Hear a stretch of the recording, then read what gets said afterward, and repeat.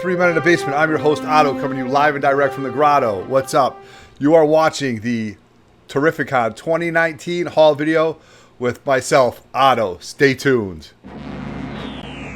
Banded together from remote galaxies are 13 of the most sinister villains of all time, the Legion of Doom. Dedicated to a single objective, the conquest of the universe.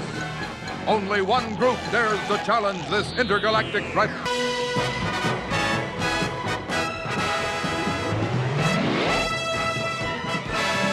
Let's get started with the Terrificonn 2019 haul video.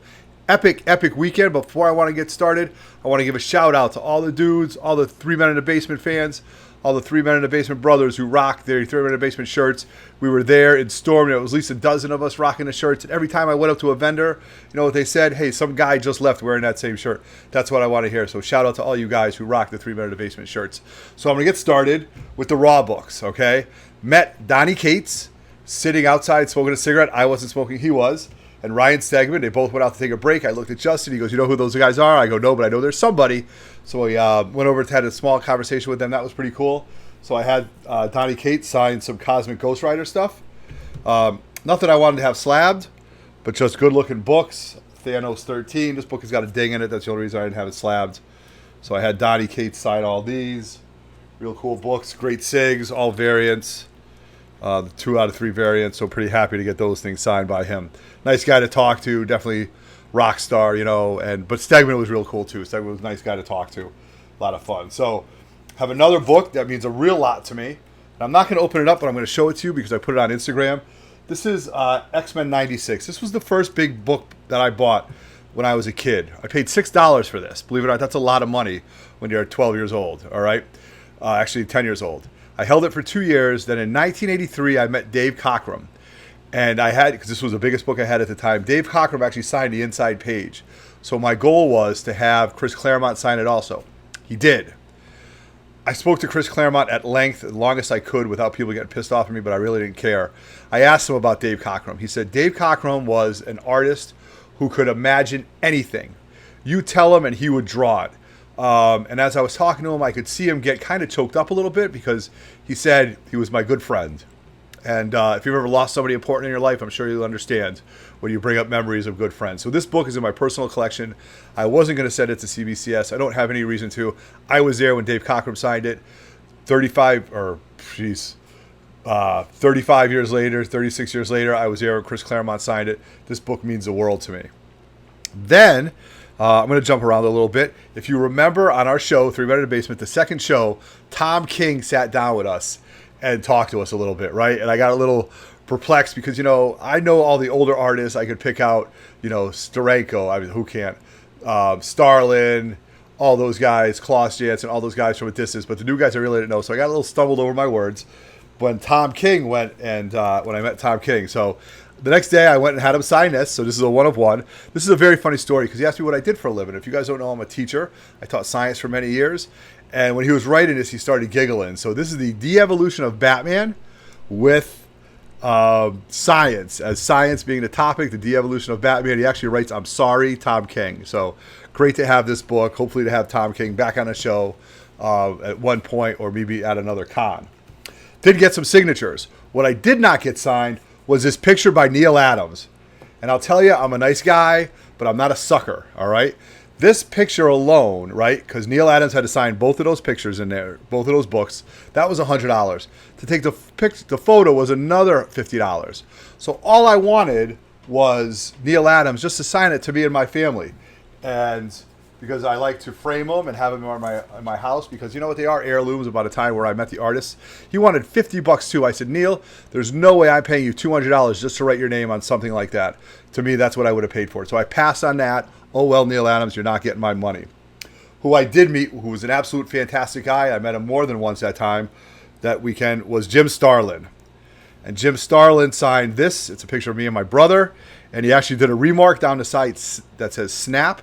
If you don't know, Jim Starlin lost the ability to draw because he had an accident with his hand. Can't really draw as much, but he did write snap, autographed it to me and my family. Absolutely excited. Can't wait to have this hanging in my grotto. Last year, I met Bob McLeod. Huge fan of Bob McLeod. Very underrated artist.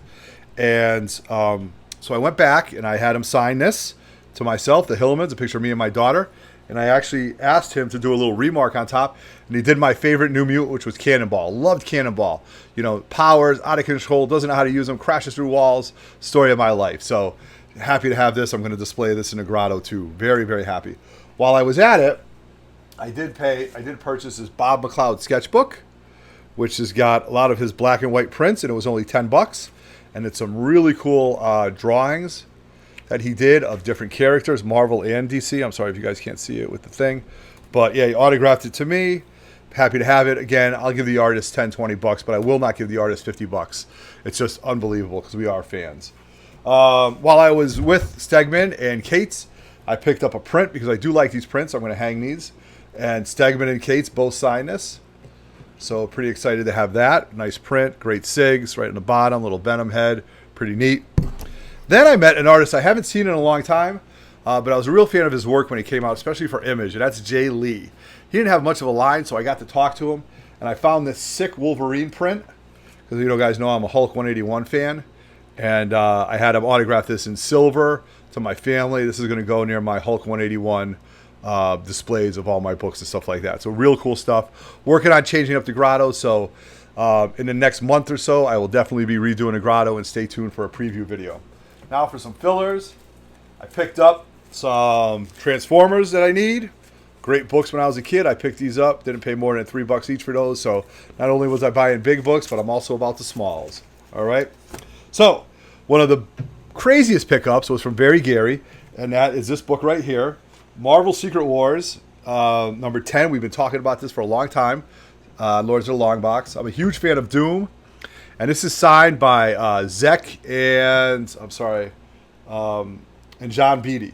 But what's really cool about it is Zek did a sick Doom head right over here. And Very Gary, when he was showing it to me, he's like, "Yeah, man, look at this.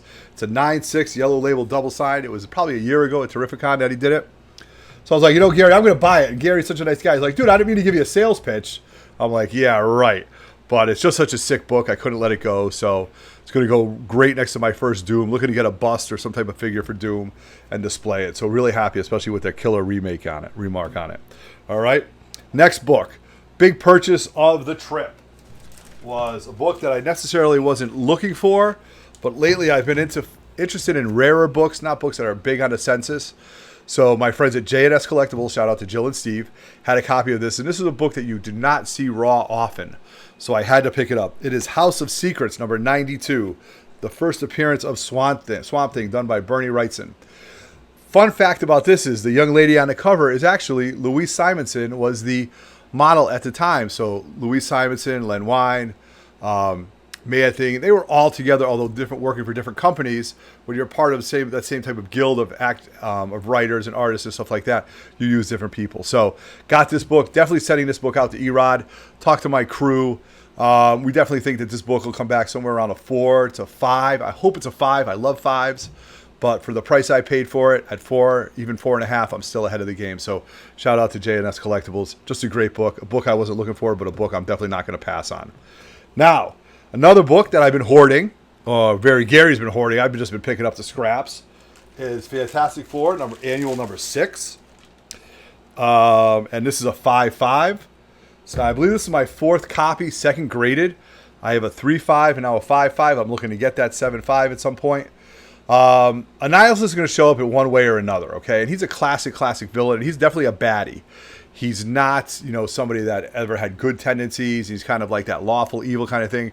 He's chaotic evil, wants to destroy the world, lives in a negative zone. Everything else is fodder to him. So pick this book up at a 5.5. Very excited to have that book. Now, another pickup, which I went, and I've been working on. You guys know I'm linear. I like my numbers the same. So I had an FF48 3.5. I recently sold that book and upgraded to a 5.5. Now I have a 48 at a 5.5. But my 49 was only a 3.0. So I had some money in my PayPal account. I was looking around. I found Dave and Adam's Collectible out of upstate New York.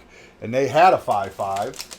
So I was able to trade up, pay a couple dollars. And now my FF48 and my FF49 are linear. They look the same. Can't wait to display them. Now, my 40, my 50 is a 7.5. Okay. Ultimately, I would like to trade up to get all these books at a 7.5.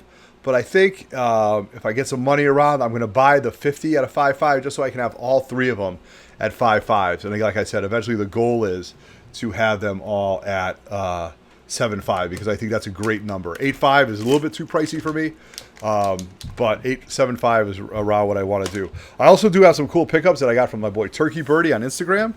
He's been selling these cards, so I got a Hulk 181 card right here to go with my Hulk 181. These are 10.0s, gem mints.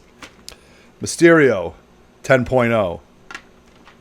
FF number 5. Great book right here. FF4, I apologize. Getting harder and harder to find. My Iron Man 55 is going to go great next to my Iron Man 55. I might actually have Jim Starlin actually sign this. Or as many of you guys as I can actually sign that. Ghost Rider, Marvel Spotlight, first appearance. 10.0, gem mint. Another one, my first Doom. I'm going to have Joe Sinnott sign this, because I missed a chance to have him sign my FF5. I cracked it, thought he was going to be a Terrificonn. He wasn't. I wasn't going to have that book hang around Raw. That's at CGC getting repressed. And then here we go. 10.0 gem mint FF number 48. So cool book. So I did pick those up. Happy to have that. And I also did recently pick up on a good deal was Alpha Flight number 1, 9.8. Alpha Flight's going to make their appearance pretty soon, guys. I mean, by pretty soon, I mean 3 to 5 years. Not their first appearance. I hope you guys know what their first appearance is, X-Men 120, 121. This is the first appearance of Puck and Marina. But just a great book to have at a 9.8. If you can get it at a 9.8 for under $150, it's a great deal shipped. Because you don't have to take it, send it, slab it, press it, all that stuff if you got a raw copy. So yeah, happy to have that. So that's my little haul. And so please subscribe to the new Lords of the Long Box channel. Always subscribe, share, like, comment to the 3 Men in the Basement. Our comic swap is coming up, you guys. I'm going to put details in it. I'm going to do a separate video for that. That's going to be September 21st in Newington, Connecticut at a local pub called the BRICKHOUSE. A lot of fun. Last time we had over 45 collectors come, buy, sell, trade. I'm going to do it every 6 months. So we're really happy to do that, getting that plans. Thinking about going to Baltimore. So if you're there, give us a shout out. So, excuse me. So please, on behalf of 3 Men in the Basement, I am Everett Hillman. I have Roger Levesque, Bernie 1869, Nemesis Prime is always dropping his variant videos. Check out the new Lords of the Long Box with TiVo. Darkside Jedi's making its comeback. We've got a lot of things happening between the two channels. So on behalf of all of those, I am Otto, and I am out. Peace.